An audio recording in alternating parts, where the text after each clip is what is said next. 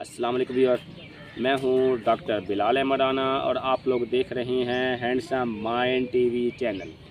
मुझे उम्मीद है मेरे तमाम व्यूअर खैर व आफियत से होंगे और आज हम बात करेंगे ताक रातों के हवाले से।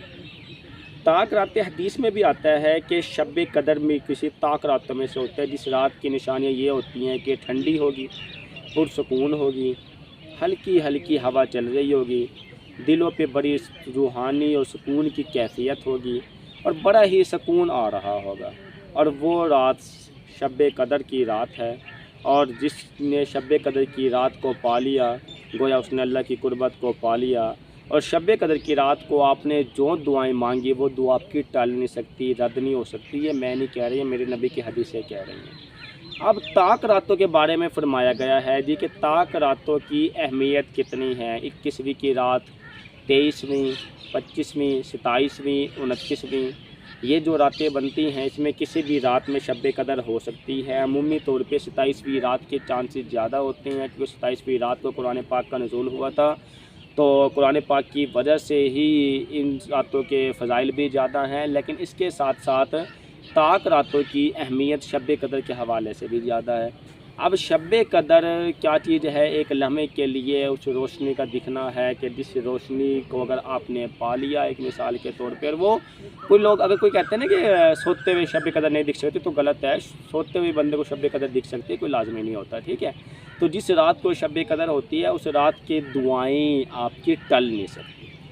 अब इसका तरीक़ाकार क्या? इसका तरीक़ाकार ये है कि आखिरी अशरे की जो ताक रातें हैं उस ताक रातों के अंदर आप ना दुआएं का मामूल हद से ज़्यादा बना लें। दुआओं का मामूल हद से ज़्यादा बनाने से क्या मुराद है कि आप इशा की तरावियों के बाद से लेकर आप दुआओं के लिए बैठ जाएं और सुबह की जो आपकी नमाज है फजर की नमाज से पहले तक दरमियान के अंदर कोशिश करें ज़्यादा से ज़्यादा दुआएं करें।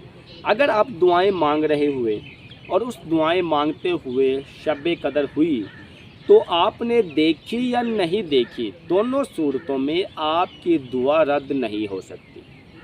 और ख़ुसूसी तौर पे मैं मुबारकबाद देता हूँ उन लोगों को जो इत्काफ़ की हालत में हैं, क्योंकि इत्काफ़ की हालत में हैं तो इसका मतलब वो हर टाइम बावज़ू हैं, वो हर टाइम मांगने अल्लाह रब्बुल की ज़ात की कुर्बत में हैं, वो हर लम्हे इस आला हालत में और इस आलम में हैं कि वो शब कदर में शामिल हैं।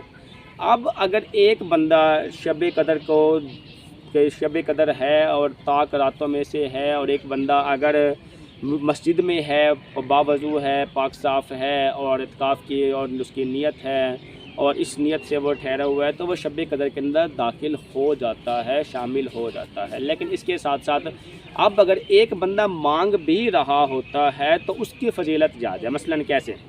एक बंदा अगर सोया हुआ है तो वो तो सिर्फ शामिल होगा, लेकिन अगर एक बंदा मांग रहा है, मिसाल के तौर पे एक बंदे ने कहा या अल्लाह रब्बुल की ज़ात मुझे दुनिया के अंदर कामयाबी अता फरमा दे, मेरे माँ बाप को जन्नत अता फरमा दे, मुझे कोई ऐसा बड़ा अफसर बना दे, मुझसे राज, कुछ भी मांग रहा है वो बंदा, वट एवर, ठीक है। अब उस दौरान शब कदर हो जाती है। उस दौरान की जो दुआएँ हो सकता है कि वो सारी दुआएँ उसकी उस टाइम के अंदर फिट आ गई हों जो शब कदर थी, शब कदर का टाइम था। अब अगर उस टाइम के अंदर फिट आ गई है वो सारी सारी दुआएं, तो होगा क्या? अल्लाह रब्बुल इज़्ज़त ने वादा किया है शब कदर हो, मैं दुआओं को रद्द नहीं कर सकता। जब दुआएं रद्द नहीं हो सकती, दुआएं टल नहीं सकती और शब कदर के टाइम में जो मांगी गई दुआएं जब वो टल नहीं सकती तो क्या होगा? दुआएं सिर्फ कबूल होंगी। और अगर उस टाइम के अंदर अगर आप इत्तफाक से मांग रहे हुए तो क्या होगा? आपकी सारी दुआएं कबूल हो जाएंगी। और मुझे ये बताएं कि उन दुआओं के अंदर आपने सब कुछ मांग लिया हुआ कि अल्लाह की ज़ात से आपने कुर्बत भी मांग ली, जन्नत भी मांग ली, माँ बाप के लिए आपने जन्नत भी मांग ली, बीमारों की शिफा भी मांग ली, अपने लिए दुनिया और आखिरत कामयाबियाँ भी मांग लिया, दौलत भी मांग ली, सब कुछ मांग लिया। तो अब अगर आपने वो सारी दुआएं उस टाइम में इत्तफाक से मांग ली, इत्तफाक से क्या मुराद होता है कि आपको नहीं पता था कि इस टाइम पे शब कदर है, लेकिन आप दुआओं के अंदर मशगूल थे, वो शब कदर का टाइम था और शब कदर आई और फिर वो रोशनी आई और फिर वो चली गई, लेकिन उस टाइम के अंदर आपके हाथ उठे हुए तो आपकी दुआएं चल रही थी, तो वो जितनी दुआएं होंगी तो आपकी उसके अंदर शामिल हो जाएंगी और आपकी दुआएं वो रद्द नहीं होती। अब इसको हासिल करने का ज़्यादा से ज़्यादा तरीक़ाकार क्या है? अब शब कदर तक पहुँचने के ज़्यादा से ज़्यादा तरीक़ाकार ये है कि नंबर एक बात तो ये कि आप इत्काफ़ में बैठ जाएँ ताकि आपके लिए आसानी और सहूलतें हों। और अगर आप इत्काफ़ के अंदर बैठे हैं तो आपके लिए फिर भी कुछ भी मुश्किल है। फिर आपने करना क्या है? फिर आपने करना ये है कि जितनी भी ताक रातें हैं उन ताक रातों में आप ना सोएं। उन ताक रातों में आप सुबह की नमाज के बाद इशराक के बाद सो लें, ठीक है। सुन्नत जो आपकी जुफ्त रात है उसमें बेशक सो लें, वो एक अव्वल में तो उसमें भी कोशिश करें, लेकिन चलो ताक रातों में एटलीस्ट आप ना सोएं। और जब सारी रात आपकी दुआएं मांगते हुए गुजर जाएगी और इबादत में और मामलात में गुजर जाएगी, तो मुझे ये बताएं, आप ऑटोमेटिकली शब कदर जिस रात की भी हो, फिर जिस ताक रात की भी हो, तो आप उस ताक रात के अंदर शामिल हो जाते हैं ऑटोमेटिकली। जब आप उस ताक रात के अंदर शामिल हो जाते हैं, फिर तो सारी की सारी बातें ख़त्म हो गई। और इसके साथ साथ अब अगर एक बंदे इत्काफ़ के अंदर नहीं है, दुनिया के काम से उसको निकल के आना पड़ रहा है, तो फिर वो क्या करे?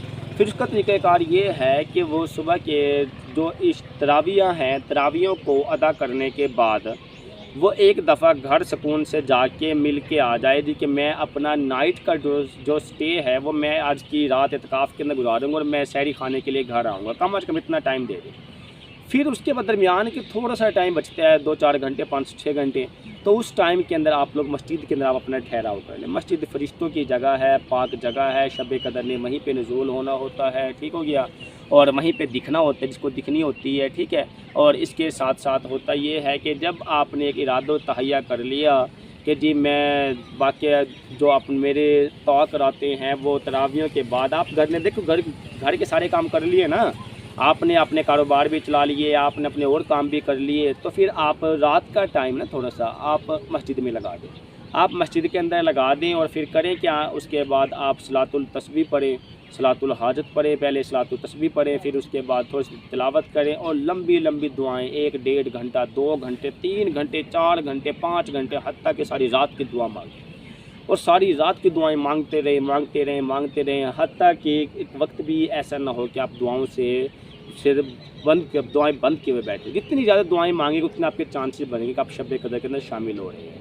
आपकी जब लंबी दुआएं होंगी, हो सकता है कि आप दुनियादारी के अंदर माहौल वाले थे और आपने अपनी दिन में सारा दिन दुकान चलाई थी, आपने इत्काफ़ भी नहीं किया था, लेकिन इसके बावजूद आपका ये अमल ऐसा था कि आपने सिर्फ मस्जिद के अंदर आके इत्काफ़ किया और तरावियों के बाद आप सहरी खाने तक आप लोग वहाँ पे बैठ गए और बैठने के बाद आपने दुआएं की। तो हो सकता है कि आप दुनियादारी को संभालने के बावजूद, चलाने के बावजूद भी आप लोग शब कदर में शामिल हो गए और आपकी दुआएं उस टाइम के अंदर हो गए जो शब कदर की दुआएं थी।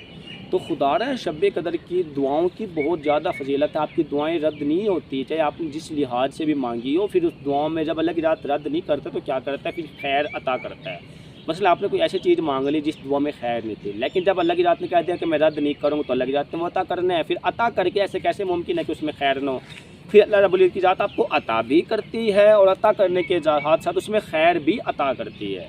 यानी अगर आपके लिए कोई नुकसान की चीज़ थी तो भी आपको दे देती है और फिर उसके अंदर खैर और बरकत भी अता कर देती है, फिर उससे आपको नुकसान नहीं करेगी। इसीलिए शब कदर की रात की फजीलत बहुत ज़्यादा है, ताक रातों की फजीलत बहुत ज़्यादा है। तो खुदारा अपनी ताक रातों ज़्यादा से ज़्यादा अल्लाह रब्बुल इज़्ज़त की ज़ात को राज़ी करने पे लगा दें। खुदारा यही टाइम है, अगर अल्लाह की ज़ात को आप राज़ी कर लेते हैं, फिर कौन पता नहीं अगले साल तक कौन जिया, कौन मरा, कौन ज़िंदा रहेगा, कौन नहीं रहेगा, किसको अगला माह रमज़ान नसीब होगा, किसको नसीब नहीं होगा। बहुत से लोग हमारे अंदर थे जो अब हमारे अंदर नहीं हैं, बहुत से आने वाले साल में बहुत से लोग ऐसे होंगे कि जो हमारे दरमियान मौजूद नहीं होंगे, या हो सकता है हम वो लोग हों कि हम उनके दरमियान मौजूद ना हों।